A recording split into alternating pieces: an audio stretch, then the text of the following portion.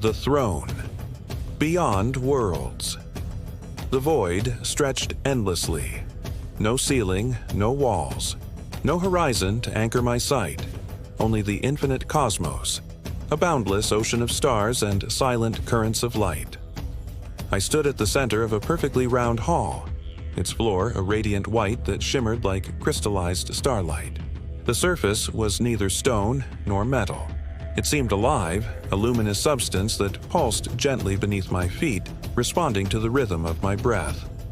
There was no gravity as I knew it, yet I felt grounded, as if the hall itself held me in a quiet embrace. Around me, space unfolded in every direction. Nebulae bloomed like cosmic flowers, their gases swirling in slow-motion cascades of violet, sapphire, and gold. Distant suns flickered like watchful eyes. A soft hum resonated in the air, if air could even exist here, an eternal vibration that carried both silence and music. Each note seemed older than time. I became aware of my own body. I was immense, towering. My height reached nearly 3.5 meters, yet I felt no weight. My movements were fluid, as if the very laws of physics bent to accommodate my presence.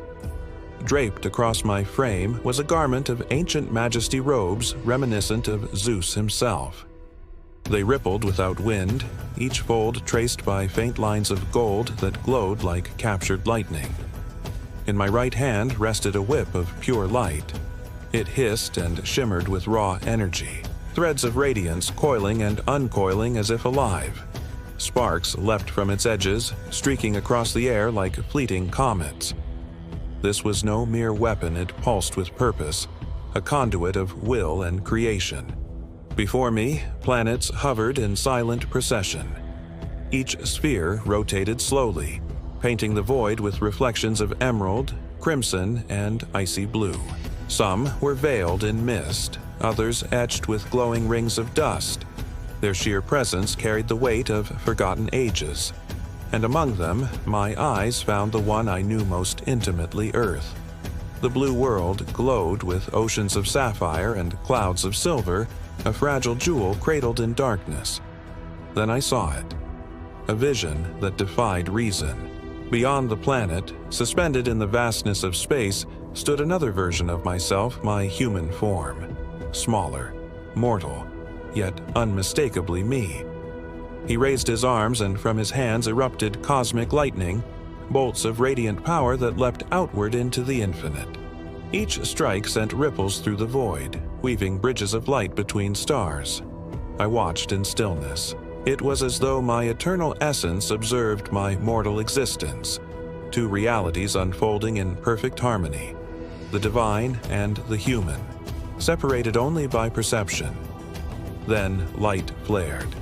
The hall, the planets, the mirrored self all folded into a single heartbeat. And suddenly, I was seated upon a throne.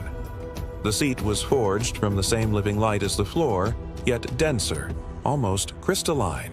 Streams of energy flowed through it like rivers of molten diamond. The vibration deepened, resonating through my chest, as though the universe itself had gathered into this singular point. I turned my gaze to the right. There, across the endless expanse, a brilliant beam of lightning burst forth from Earth. It cut through constellations, igniting the darkness with its brilliance. The ray carried no words, yet its meaning was undeniable. It was a signal, a connection between worlds, between the human and the eternal, between what I once was, what I am, and what I will always be. I drew a slow breath.